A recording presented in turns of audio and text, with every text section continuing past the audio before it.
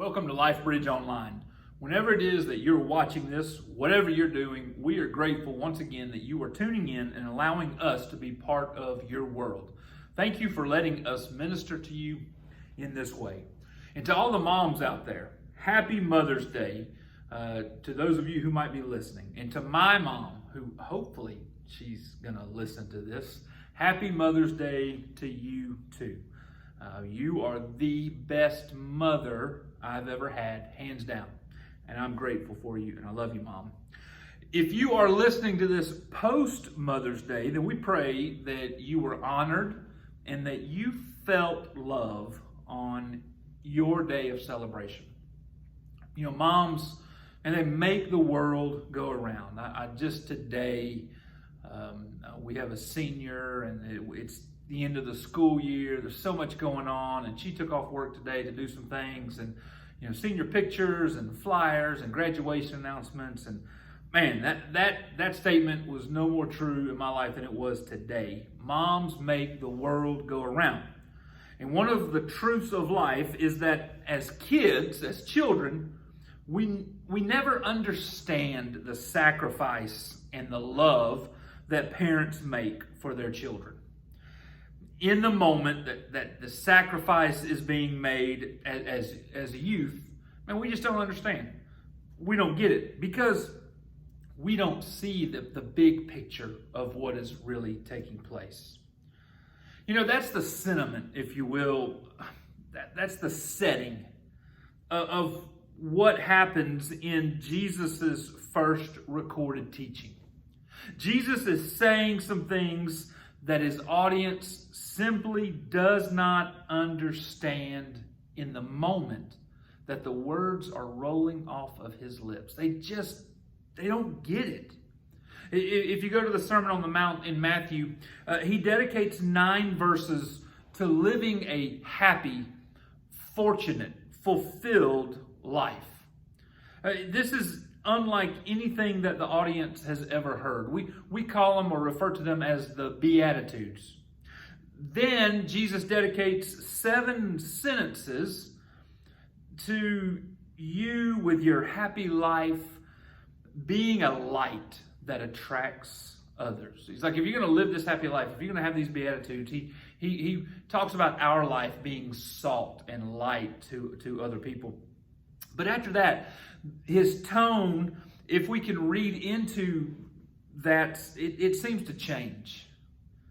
Jesus says some things that seem to challenge the current day teachers of the law. Jesus teaches about the law, and he tells us in a few verses that he didn't come to get rid of the law. He didn't come to remove it, to replace it with something different. As a matter of fact, he came to fulfill the law. Then he says in Matthew 5:20, and we're going to be in this section the next few minutes. Matthew chapter 5, verse 20. If you have your Bibles, turn there because that's where we're going to be in the following verses. He says this, I warn you, unless your righteousness is better than the righteousness of the teachers of the religious law and the Pharisees, you will never enter the kingdom of the heaven. So I want you to picture this. All right, I want you to grasp this. Jesus is teaching. It's a huge audience. There's common folk, and then there's the Pharisees. There's a few of those sprinkled in the crowd. They kind of are observing this new teacher. Jesus talks about some things, how to live a happy life, a fortunate life. He goes through that. Then he talks about being salt and light. And then the tone just changes completely. And he starts talking about the law. He starts talking about this doctrine, if you will, of everything that is important to the Pharisees, to the religious people of that day. And at the end of this section, he looks at the audience and he tells the crowd that unless your righteousness is better than the righteousness of the teachers, you will never enter the kingdom of heaven. You're not going to get into heaven if your righteousness is not better than theirs. So let's talk about this for a minute. What is righteousness? So just so we're clear, we're on the same page as we move forward. Righteousness is an adherence to what is required. It certainly applies to God. It can apply to most any standard of living. But when we think of righteousness, that's a Bible word. That's where the root of it. That's where it came from. An adherence to what is important. And so Jesus challenges us common folk, you and I. He says that our adherence to what is required from God has to exceed that of the teachers of the law. Our adherence to what is required has to exceed that of the teachers of the law, or we don't get into heaven. I mean, wow. Can you imagine being on that mountainside and hearing those words? I mean, think about the religious leaders of that day. I mean, they were just that, very religious. They tithed everything. I mean, they were known for their tithes. They flaunted their tithing. They tithed everything down to the very herbs from their garden. I mean, can you imagine? Like, I'm growing some rosemary and some dill. And you're sitting there and you're okay, I've got 4 sprigs, so how much of this do I have to, how many of these leaves do I have to take over here? And counting off the leaves and taking them and offering them to the temple. I mean, that's how dedicated to the tithe they really were. They prayed 3 times a day. And they didn't pray like, oh, I'm on my way to work, in the car, I'm going to turn the radio down, or I'm in a crisis moment. Like they paused, they stopped, they drew attention to themselves, and they prayed 3 times a day. Man, they fasted 2 times each week. And we're not talking about like, hey, I'm going to bed at 8 o'clock in the evening and getting up at 4 o'clock in the morning, and in that 8-hour window, we fast. No, we're talking 24, 36-hour periods of going without any food. They were extremely religious. And Mark Moore asked the question, is it really possible for you and I to exceed the righteousness of the most faithful faction of Jesus' day? Is it possible for you and I to adhere to a higher level than those guys? And if you stop the sermon that Jesus is teaching, if you stop it right there, man, it seems pretty disappointing. It seems pretty bleak, actually. But then Jesus brings up 6 teachings from the Mosaic Law. Like, this is what happens next. He brings up 6 teachings from the Mosaic Law that the religious teachers think that they've mastered. I mean, he brings up these 6 things, and they're kind of some highlights. There's some big ticket items. He brings up these 6 things that they think that they've kind of got a handle on. Anger, adultery, divorce, vows, revenge, and then love. And we're going to get into that, but here's what I believe is happening. Jesus is flipping the script on everything that the Pharisees knew and taught. He's taking the importance of the God and man relationship, and Jesus is taking it from religion-based to relationship-based. He's taking it back to the very thing that God desired in the garden, and that was to live in relationship with man. Jesus is taking it back to the very thing that God hoped would happen in the garden when Eve came on the scene, and that man and woman would live together in relationship. And if you get to Jesus and you get to his teachings and you follow through with that, his emphasis is always on relationships. And one of the things that we say is you really should look at the Bible, especially the teachings of Jesus, through the lens of relationships. What is Jesus saying? You pick the text.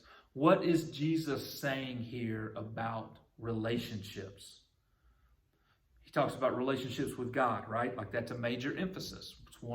It's the single greatest commandment. Love the Lord your God with all your heart, mind, soul, and strength. The religious leaders, they've got that down. They think they have that down. They believe that the relationship with God, based on all the activity and all the things that they do, they believe that they have that down. So Jesus is talking about relationship with God and relationship with one another, which the religious leaders are not concerned with. Like they're concerned with the one with God, like that's important to them, but they're not really concerned with the relationship with one another. Look at these 6 teachings. In Jesus' words, Matthew chapter 5, verse 21, Jesus talks about anger.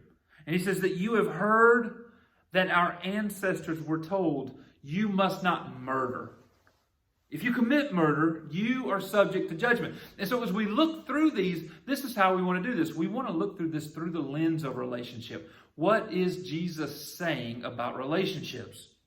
You have heard that our ancestors were told, you must not murder. If you commit murder, you are subject to judgment. Under the Old Testament law, as long as I did not murder, anger isn't an issue. I could gossip, I could slander, and I know those are sins, but it's okay. I can get away with it. I can be mad as fire. But until I commit murder, I'm still good. Think about this from a relational standpoint. I could damage you, I could hurt you, I could slander, I could gossip. I could hurt your reputation. But as long as I don't murder you, all is good. But then look at verse 22, what Jesus says. But I say, if you are even angry with someone, you are subject to judgment. Think about anger for a minute. What does anger do? Anger drives a wedge between people. Anger causes us to act irrationally. Do you know one of the top 3 reasons people leave the church? It's because of other people. It's because there's anger in some form or fashion of what happens out of anger. People leave the church. Christians leave the church because of this very thing. And we're upset and we're hurt. We have tiffs with one another.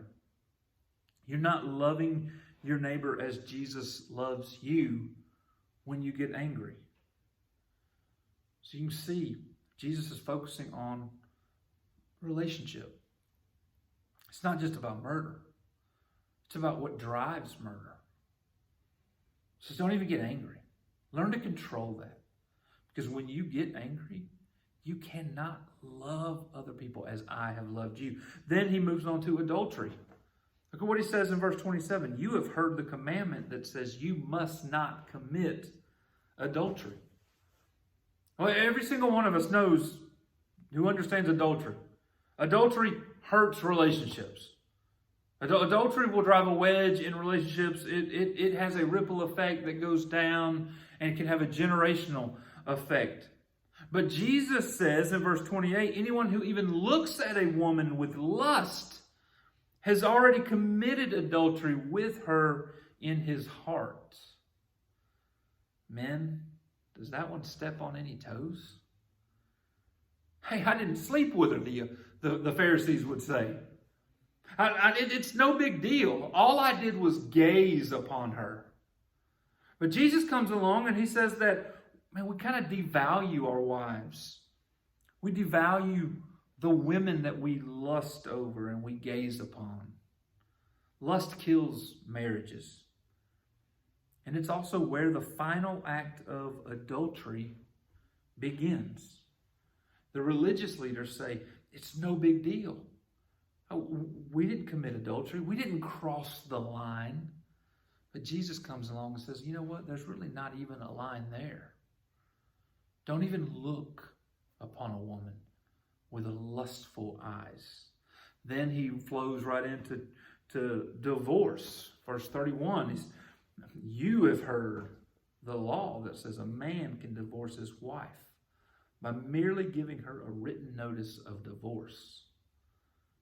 Deuteronomy 24 is the main Old Testament teaching on divorce. And all a man has to do is to come up with some indecency. Write a note and then send her on her way. I just have to come up with something.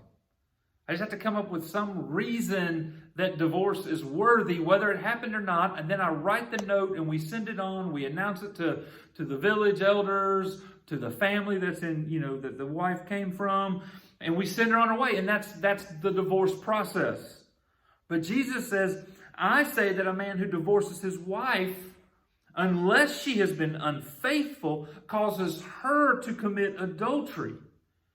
Jesus comes along and says, by divorcing her, unless she's unfaithful, you cause her to commit adultery.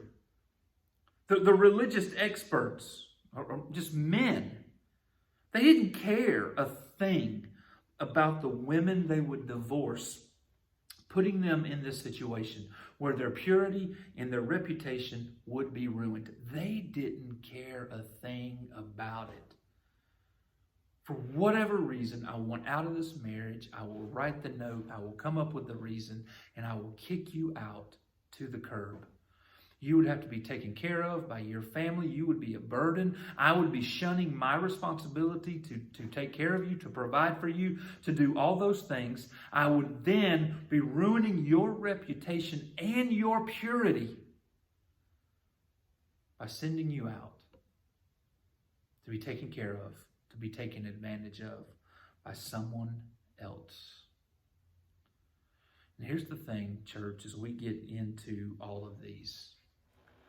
You'll notice that Jesus is addressing the crowd and he says to them, you have heard it said. Well, they've heard it said from the mouths of the very teachers and the Pharisees who were in the audience. You have heard it said, but I say, Jesus comes along. Take vows, for example, on verse 33. You have also heard that our ancestors were told, you must not break your vows. You must carry out the vows you make to the Lord. This can get complicated. Mark Moore explains it like this. Oaths are an attempt to differentiate situations that require honesty from those that do not. In normal situations, we can fudge the truth or lie outright. But under oath, a magic wand is waved that requires us to be more moral than normal. Jesus pointed out what nonsense that is. Either we're honest or we aren't. Oaths gave a false impression of trustworthiness. And so Jesus says, you've heard it said, you must not break your vow. You must carry out the vows that you make to the Lord. But Jesus then comes along and says, whoa, whoa, whoa, whoa. I say to you, do not even make any vows. Do not say by heaven, because heaven is God's throne. And that's where it kind of gets a little complicated, and what the vow means, and what we could actually cash in, what we could actually say we have, I bet $150 million, some absurd example like that, when we know that is not true. People would make these vows, and they would make these elaborate vows based on the throne in heaven that God sits on. Yeah, it doesn't work. Jesus is saying, let your yes, just a simple yes, I will, or a no, I won't. Anything beyond that isn't trustworthy. Anything beyond that is from Satan. This whole thing about vows, this is about building trust and commitment. This is about when you say you'll do something, that you're actually going to do it. When you say, I'll participate in this event or this activity, or I'll be there at this time, then you need to do what you say you will do. Because when you do this, you build trust, and it shows that there is value in the relationship. And nothing hurts a relationship worse than not being able to trust people who we are in relationship with. Nothing drives a wedge quicker between two people in a relationship when we say one thing and then we don't carry it out. It builds up, and nobody likes it. It doesn't matter what your personality is. It doesn't matter what kind of person you are. No one likes it when we are told something and then people do not follow through. Which leads right into the next one, revenge. Jesus is telling the audience, you have heard the law that says the punishment must match the injury. An eye for an eye and a tooth for a tooth. Man, the Pharisees love this one. Who am I kidding? Human nature, you and I, we love this one. An eye for an eye. Man, you wrong me, I'm legally allowed to wrong you back. If I get taken advantage of, man, I could get my retaliation. And here's the thing about this law. This is an interesting twist on this law. This was not about getting even. This was actually about protecting the person who did the first harm. The person who did the first egregious act, so that I don't react in anger and do more to you than what you originally did to me. I mean, that's the basis of this law, but it's still all about retaliation. And so Jesus comes on and he says, hey, I say, do not resist an evil person. If someone slaps you, turn the cheek. Man, we don't want to hear that. We like the first part. We like the retaliation part. But Jesus is talking about relationships. He says, if someone slaps you on the cheek, turn the other cheek to expose that to them. This is a move of humility. Culture says, nope, this is a move of weakness. But Jesus says, be willing to suffer loss yourself rather than cause suffering for someone else. It's proven, psychologists will tell us that violence is actually born out of weakness in most situations. And it's the strong man who can love and suffer hurt. It's the weak man who thinks only of himself and hurts others to protect himself. So you can see, it takes someone grounded in their faith. It takes someone who's living a greater purpose to actually have the humility that when they're wronged, they're willing to turn the other cheek. They're willing to suffer harm and loss themselves, then retaliate. I mean, that's what Jesus is asking of us. You can see how one is going to hurt. It's going to hinder relationship building. But Jesus' model, what he requires, hey, that's going to build relationships. And then he brings it to this one. Love your enemies. And this is foreign to us. Like, this is one of those teachings in the Bible that just, it's hard to wrap our mind around. And it's because he's talking about loving your enemies. And he says, you've heard the law that says love your neighbor and hate your enemy. And, you know, the audience listening to Jesus, they knew a thing or two about this command. The love your neighbor, man, that's about the other Israelites. That's the people who were like you, people who shared your heritage, your nationality, your beliefs, your God. But hate your enemy? Like this was ingrained in them to hate the enemy. I mean, the Israelites' entire history, they had enemies. And they were enslaved, they were oppressed, and God allowed them for these things to take place. And so it's always ingrained in them that they are to hate their enemies, hate the oppressors, those who have ruled over you, those who are different from you, those who have different beliefs. But Jesus says, love your enemies and pray for those who persecute you. Wow. Love, church, it's an act of the will. It's not just some emotion that we feel when we hold our baby child, our newborn for the very first time, or something significant happens in life, or that cute blonde that you've got your eye on.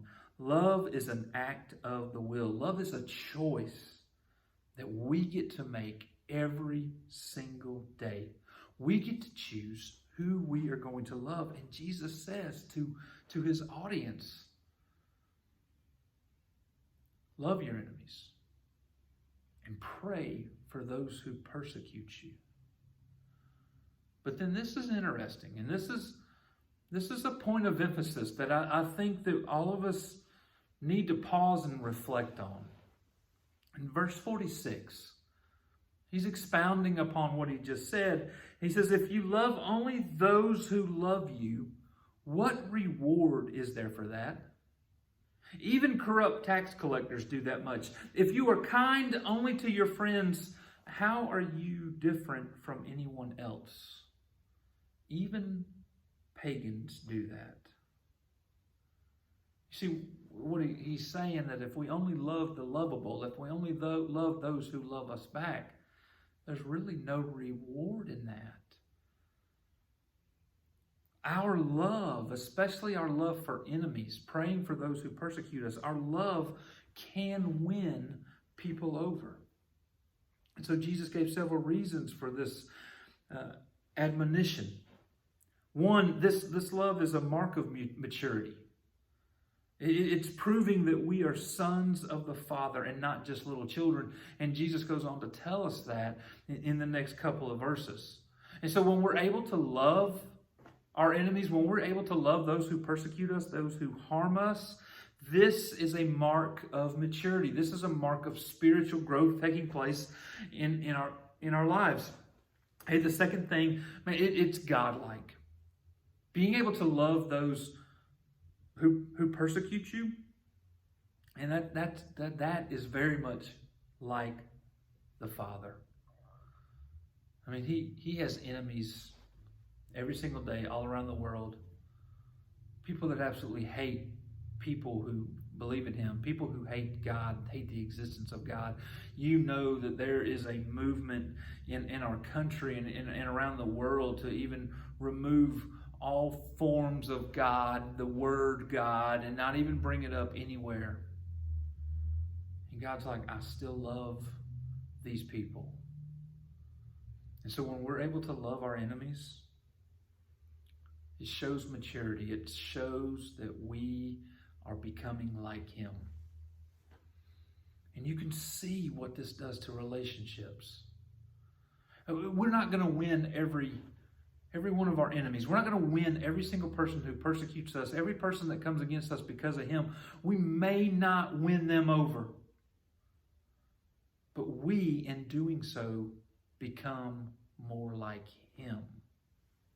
And so that's the 6 things that Jesus brings up. And he tells us, you've heard it said, do this, but I say do this. So this is a revolutionary teaching by Jesus. In every way, this makes relationships more valuable. Jesus is removing the checklist mentality that the Pharisees created by how they taught. And you know what I'm talking about there. I've got to do this, and I've got to do this, and I've got to do this, and I've got to do this, and I've got to do this. And as long as I do these things, as long as I don't commit murder, as long as I divorce the correct way, as long as I, say the right thing in my vows, in my oaths, as long as I do these things, hey, I am a moral person. I'm deeply religious.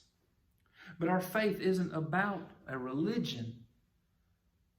This thing that we've entered into, the reason we gather together, the reason that you're listening to this thing, this is not about a religion, but this is all about relationship. How I love others is in direct reflection of my love for God.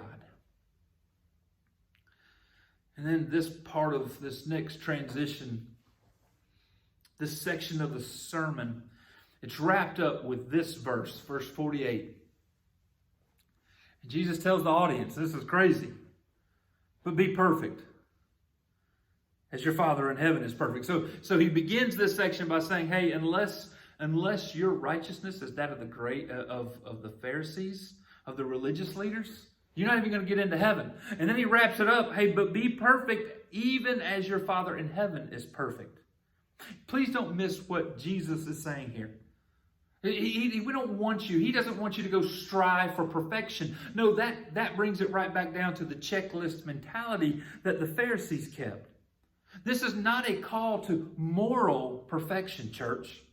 Rather, the word perfect, it means mature. In the current context, Jesus is saying that we should love as holistically, maturely, purely as God does if we want to carry out his agenda in our culture. For Jesus, and don't miss this right here, for Jesus, unconditional love is the heart of morality. In our Core 52 journey that we're on, that's the topic that we're talking about today, deeper morality. And Jesus, unconditional love is at the heart of morality. As our heart changes, morality follows. He's like, I don't want you to worry about checking all the boxes of what it takes to be a moral person. I don't want you to check the box of what it means to try to strive for a deeper morality. I want your heart to change. Because see, these 6 things that we talked about, anger, adultery, divorce, they're things that Jesus modeled throughout his ministry and his life. Jesus isn't concerned about you checking the boxes. He's concerned about your heart. Because he knows when your heart is in the right place, when your heart changes, the morality takes care of itself.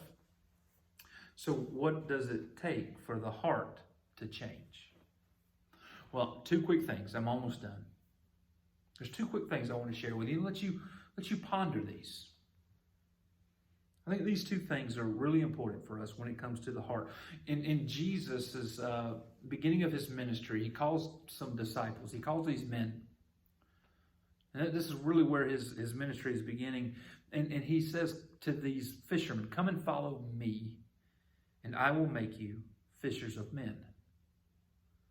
Like drop the nets, leave the boats, leave the parents, leave the family business. Come and follow me, and I will make you. Church, the heart change happens. It starts with us dropping our stuff.